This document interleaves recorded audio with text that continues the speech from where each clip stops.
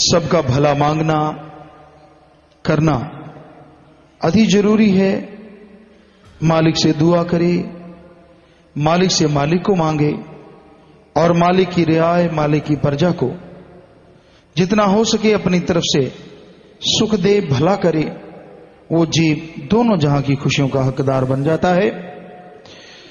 छोड़ो बैर विरोध की रीत, कौन बैरी है, कौन बेगाना है, यह सोचने वाली बात है। सबको बनाने वाला ओम हरि अल्लाह वाहिगुरु राम एक है। उसने सारी सृष्टि को बनाया है। उसके नाम लाखों करोड़ों अरबों हैं, पर वो एक है, एक था, एक रहेगा। और उसने मनुष्य की एक जात बनाई, आगे धर्म बने। जैसी जैसी भाषा में संत पीर पैगंबर आते गए, उन्होंने उस मालिक की उस्तत की, मालिक से मिलने का रास्ता बताया, जिंदगी जीने का ढंग लिखा और उनके मुरीदों को अलग निशानी दी गई। उस निशानी से धर्म बन गए। लेकिन निशानी का मतलब यह था कि अगर वो निशानी पहन के भी बुरा कर्म करें तो उन पे लानत आए कि वो किस गुरु के शिष्य हैं और कितना बुरा कर्म कर रहे हैं। इसलिए पहचान बनी। लेकिन आज का युग भयानक युग है, कलयुग है। यहां हर तरह की निशानी पहन के, हर तरह का पहनावा पहन के भी इंसान बुरे कर्म करता नजर आता है। तो सच्चे मुर्शिद कामिल बेपरवाह मस्ताना जी महाराज, परम पिता शास्त्राम जी महाराज ने यह सच्चा सौदा चलाया कि जीव आए, सुने, देखे कि भाई सबका मालिक एक है, हम सब एक हैं।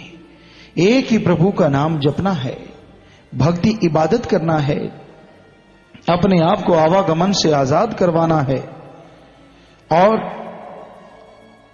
इस जिंदगी में परमानंद हासिल करना है।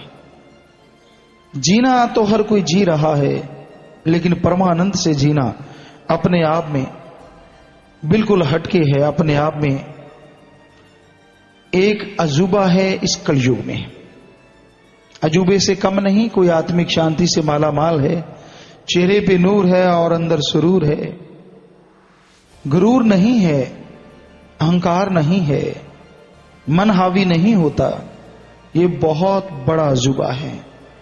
लेकिन ऐसे अजूबे होते हैं, कोई पीर फकीर की बात सुन के, सत्संग सुन के उस पे अमल कर ले, अल्लाह वाहिगुरु राम का नाम जपे, तो ये अजूबे हो जाते हैं। आदमी मन पे काबू कर लेता है। संत गुरु पीर फकीर की बात मान के मन से लड़ता रहता है, मन को कभी हावी नहीं होने देता और परमानंद परम सुख हासिल कर लेता है। इसलिए मन से लड़ना सीखो। आपका और कोई बैरी हो ना हो, लेकिन मन आपका सबसे बड़ा बैरी है, दुश्मन है।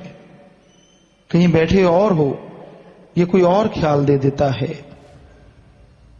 राम नाम लेने नहीं देता, अल्लाह वाहिगुरु गौड़ खुदा रब की याद में बैठने नहीं देता, और बातों में ध्यान लगा रहता है, और बातों में आदमी मस्त हुआ रहता है। बड़े बुजुर्ग हैं, रिटायर हो गए, ताश के पत्ते खेलते हैं, एक जगह बैठ के गपशप मारते हैं, सुबह से लगते हैं चाय दूध पी के, दोपहर का खाना भी मुश्किल से खाते हैं, कहीं पत्तों में फर्क ना आ जाए। कुछ नौजवान जो बेकार से होते, काम नहीं करते, वो खुंड चर्चा शुरू हो जाती है। किसी कोने में बेंच रखवा लिया, किसी कोने में चारपाई रख ली, कहीं कुछ रख लिया, वहां बैठ के दे तेरे की ले तेरे की सारी दुनिया के गप सुनने हो, निंदा सुननी हो, चुगली सुननी हो, तो वहां जाके देखो उन बेकार, क्योंकि काम तो उन्होंने करना नहीं। जो मेहनत करते हैं उनको बातें नहीं आती। खेत में गए, अपना काम धंधा किया, दुकान में गए, यहां भी गए, काम धंधा किए, अल्लाह वाहिगुरु राम का नाम लेते रहे। कहां फुर्सत है कि किसी की चुगली करें, निंदा करें। ये तो वो लोग होते हैं जिनको कोई काम धंधा नहीं होता, जो मन के मारे होते हैं बेचारे। तो उनकी चर्चा सुनो। आप ऐसा आज के कलयुग में कहीं नहीं देखोगे, सिवाय मालिक के प्यारों के, कि लोग बैठ के मालिक का नाम ले रहे हो कि चलो बुजुर्ग हैं भाई, रिटायर हो गए, काम तो करना नहीं, चलो यार बैठ के सिमरन करते हैं। बताओ कोई भी सज्जन किसी गांव शहर में ऐसा हो रहा है? हो रहा हो तो बताओ कि चलो भाई यार खाली हैं, सुबह से लेके आप परमात्मा को याद करते हैं, चलो घंटा ही कर लो, सारा दिन तो बहुत मुश्किल काम है। सारे इकट्ठे बैठ के चलो भी नाम जपो, चलो भी भक्ति करते, चलो भी इबादत करते, नहीं। तो और बातों में लगा रहता है जिससे आदमी का अकाज होता है। मेला, मुजरा, सिनेमा, किसी की चर्चा ले लो आप, सब चर्चाएं चलती रहेंगी, लेकिन जब अल्लाह वाहिगुरु राम की चर्चा आती है तो लोग कन्नी कतराने लगते हैं। इसी का नाम कलयुग है। तो साईं जी ने यही सिखाया। इस घोर कलयुग में भी अगर आप आत्मिक शांति चाहते हो, परमानंद चाहते हो, तो आप प्रभु का नाम जपो, मालिक की भक्ति इबादत किया करो, ताकि अंदर भी खुशियां मिलें और बाहर भी चेहरे पे नूर हो और दोनों जहान का सुरूर हो। तो सबसे प्रेम करो, तभी मालिक के प्रेम को हासिल कर पाओगे।